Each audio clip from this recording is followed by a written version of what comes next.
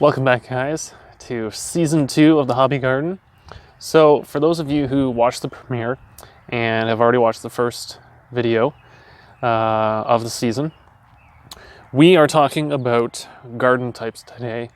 Now, the first video, well, the actual premiere, listed the 5 things that we have to do to prepare for the season. And the first video was figuring out where to put your garden. Now, I already have my location, as you guys can see. The sun is out right now, which is really nice. And because of that, the garden is actually drying out quite a bit.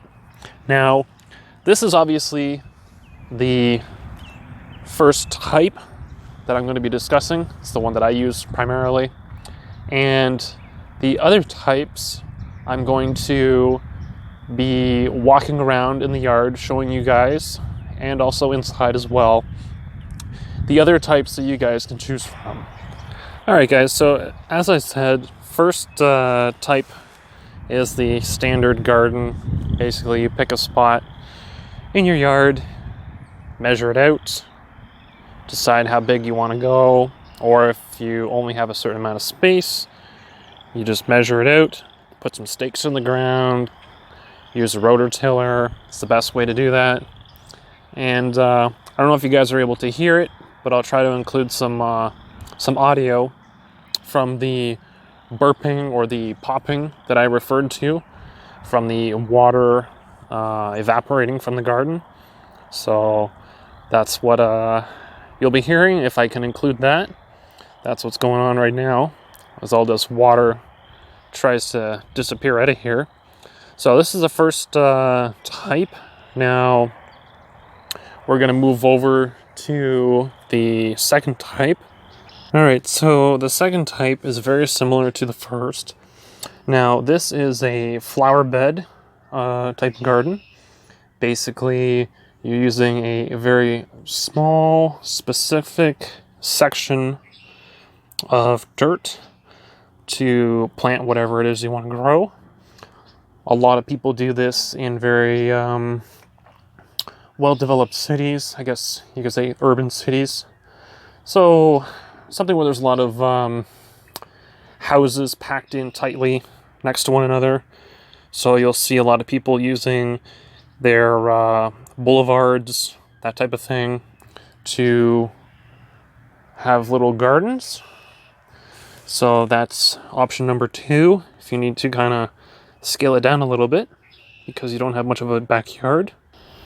Now, just to add on a little bit to the flower bed types, this section here,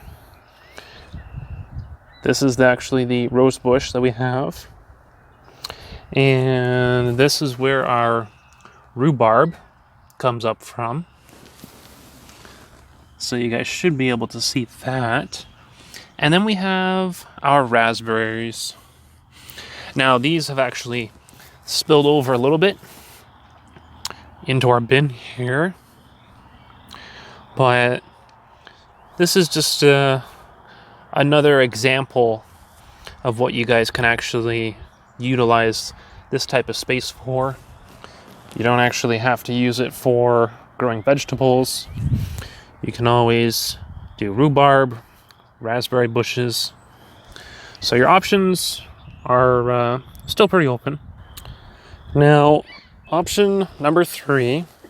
Now, I don't have the other example of this specifically, but option number 3 would be a raised garden. Now, obviously, we have a bathtub, which we use, so it's raised up off the ground, so critters can't get at it. And that is basically the whole point of having a raised garden, is to minimize animals getting into it. And so if you were in a standard garden, just like I showed you guys a minute ago, you can use basically sheets of metal, wooden boards, whatever you want to make a structure that is very similar to this bathtub. So you can make it any size that you want, it doesn't matter. And basically it helps keep the critters out, keeps bugs out, animals, whatever you want. But a raised garden is sometimes a really good idea for people who have, they have a backyard that is very open and accessible by animals. So keep that one in consideration for anyone who is out in the country. All right, guys, so moving inside, we are now going to be looking at small planters. So this is just an example from what I have going on in the house. So over here, this is actually a banana plant that I have, and that's the only thing that's growing that I would be potentially eating from this example. But just using this one plant as an example, you can grow them indoors, and you can grow tomatoes like this or anything else.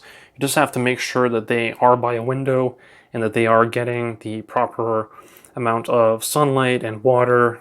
And so anyone who wants to do a garden indoors, this is one example of how you can do that. Now, this is the other example of growing indoors, except this is not exactly what you would be doing, but it'd be very similar anyway. So these little pods, this would be very similar to the hanging pods that you guys might find in someone's kitchen, where they have herbs and whatever else they want to use, so they have fresh stuff for cooking. So this is the type of thing that you would be looking at doing, is having just a small section of dirt and growing whatever it is, or the fresh herbs that you want. You can grow them in these types of pods, not necessarily these ones specifically, but something very similar. And that is what you guys can do for a very, very small scale garden indoors.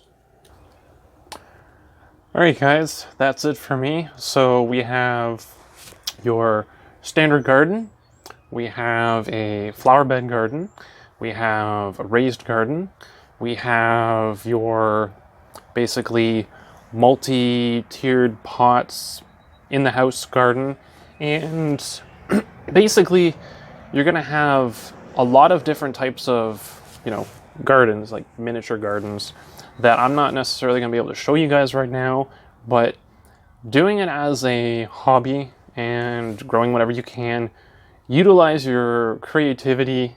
And if you guys don't see your ideal type of garden listed in this video, that doesn't mean that it doesn't exist. That doesn't mean that someone else hasn't done it before. That doesn't mean that I'm not aware of it. But I just can't show you guys everything, because basically I'm utilizing whatever I have at my disposal to help you guys out. So if you guys like this video, please give me a thumbs up. And if you have any comments or questions regarding today's topic, let me know down in the comment section.